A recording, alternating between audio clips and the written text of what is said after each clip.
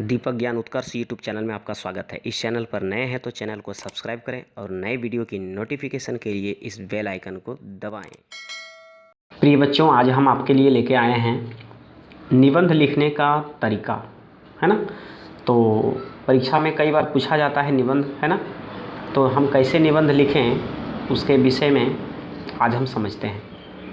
जैसा कि आपके सामने लिखा हुआ है कि आपके हिंदी विषय के एग्ज़ाम में मैट्रिक में 10 अंक और इंटर में 8 अंक का एक निबंध पूछा जाता है। जी हाँ, जब आपका मैट्रिक का परीक्षा या इंटर का परीक्षा होता है तो मैट्रिक में 10 अंक का एक निबंध पूछा जाता है और इंटर में 8 अंक का एक निबंध पूछा जाता है। यह निबंध प्रश्न पत्र में दिए गए निर्देश के अनुसार लिखना होता है। जैसा कि आपके प्रश्न पत्र जो मिलता है, प्रश्न पत्र, उसमें जो भी निर्देश दिए गए हैं उसी निर्देश के अनुसार लिखना होता है। चलिए हम एक उदाहरण के तौर पे समझते हैं। जैसा कि मान लीजिए कि आपके एग्ज़ाम में मेरा प्रिय खेल, है ना, मेरा प्रिय खेल का एक निबंध लिखने के लिए कह रहा है। तो इस निबंध में लेखन के क्रम में जब हम लिखते हैं उसके क्रम में निर्देश कुछ इस प्रकार हो सकते हैं, है ना। आपके एग्ज़ाम में यदि मेरा प्रिय खेल का एक निबंध पूछा गया है तो कुछ इस प्रकार का निर्देश हो सकता है। जैसे 1 में लिखा हुआ है भूमिका, 2 में है खेल का महत्व, 3 में है खेल से लाभ, 4 में है खेल से हानि और 5 में है उपसंहार या निष्कर्ष। जी हाँ, तो चलिए इसको हम समझते हैं।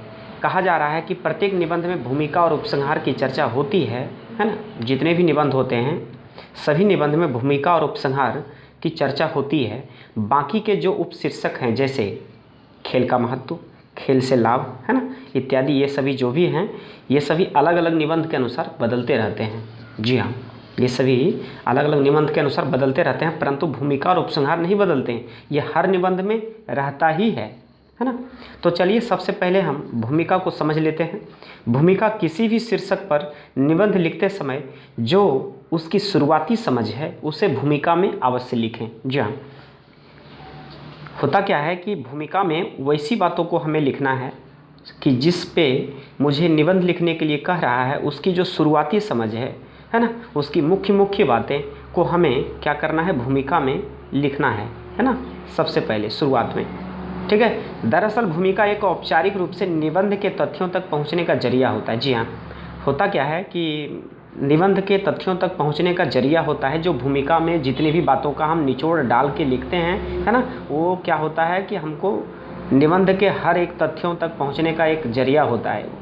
जैसे कि उदाहरण के तौर पे हम समझने का प्रयास करते हैं कि खेल के बारे में, जैसा कि मेरा जो एक उदाहरण के तौर पे जो हम लेकर के चल रहे हैं मेरा प्रिय खेल, उसी के अनुसार से हम समझ रहे हैं कि खेल के बारे में आपकी समझ क्या है ना।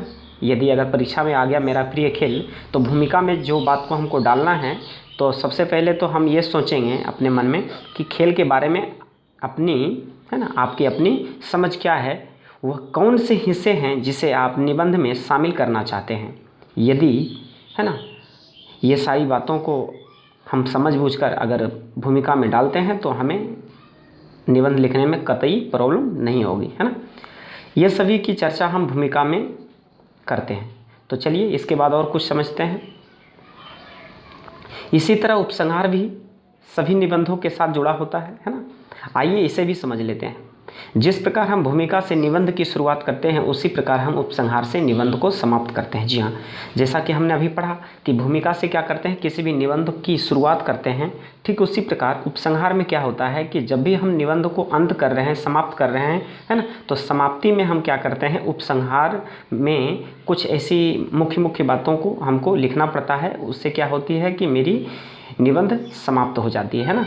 ये आखिरी पॉइंट होता है उपसंहार। उपसंहार में पूरे निबंध के महत्वपूर्ण हिस्सों के साथ अपने मन के विचार को भी जोड़ना, है ना, जोड़ने का स्थान प्राप्त होता है। जी हाँ, उपसंहार में क्या होती है कि हमारे अंदर का जो मन की जो विचार है, मन की जो बात है, उसको जोड़ने का स्थान प्राप्त होता है उपसंहार में।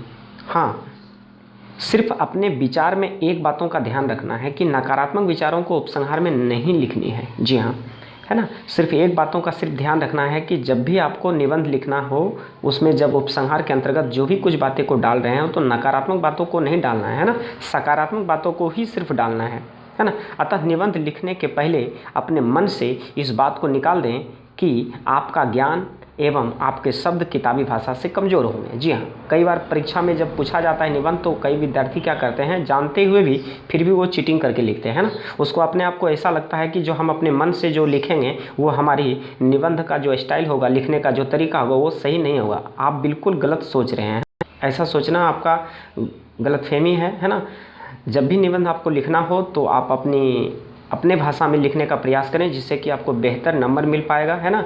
और निबंध लिखना अपने मन के विचारों से लिखना होता है, ठीक है। और ज़रा सा भी आपको हिजिटेशन नहीं होनी चाहिए कि यह किताबी भाषा से मेरी भाषा जो होगी वो कमज़ोर हो जाएगी यदि अगर हम अपने मन से लिखते हैं तो ऐसा आपको बिल्कुल भी नहीं सोचना है ना। निबंध में आपके जो विचार हैं और आपकी जो अपनी समझ है उससे बिल्कुल बेझिझक होकर कॉन्फिडेंस यानी आत्मविश्वास के साथ लिखें।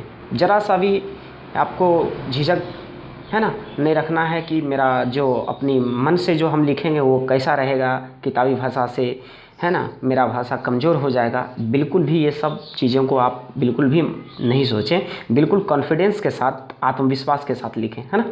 तो चलिए, अगर इसके बावजूद भी आपको ये अगर नहीं समझ में आया तो चलिए मैं कुछ ऐसी टिप्स लेके आया हूँ, इसके माध्यम से हम समझने का प्रयास करते हैं कि आखिर भूमिका और उपसंहार होती क्या है। ये एक रामलीला का एक इमेज है ना। तो इसमें हम समझने का प्रयास करते हैं। जैसा कि आप जानते हैं, आप कई बार ऑर्केस्ट्रा प्रोग्राम फंक्शन में गए होंगे, तो होता क्या है कि कई बार सबसे पहले तो स्टेज पे सारे कलाकार को बुलाया जाता है और फिर सारे कलाकार को बुलाने के बाद एक छोटा सा इंट्रोडक्शन यानी परिचय उसके बारे में दिया जाता है कि कौन से कलाकार किस चीज़ों का भूमिका निभाएगा, है ना।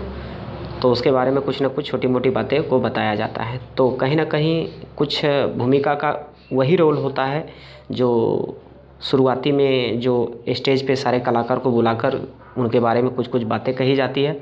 तो कहीं ना कहीं भूमिका के अंतर्गत भी हमें जब भी निबंध लिखने का बात आए तो भूमिका में भी हमको वही सारी चीज़ें को हमको लिखना है जो कि, है ना, जिसके बारे में कहा जा रहा है निबंध लिखने के लिए, है ना, उसी की एक छोटी मोटी कुछ हिस्से को हमको लिखना होता है। और उसके बाद फिर उपसंहार या निष्कर्ष जिसको हम कहते हैं, तो आप देखे होंगे कि जब जो ऑर्केस्ट्रा का प्रोग्राम चल रहा है या तो फिर कोई लीला चल रही हो, जैसे हमने एक उदाहरण के तौर पे रामलीला का, है ना, यहाँ पे लिया हूँ।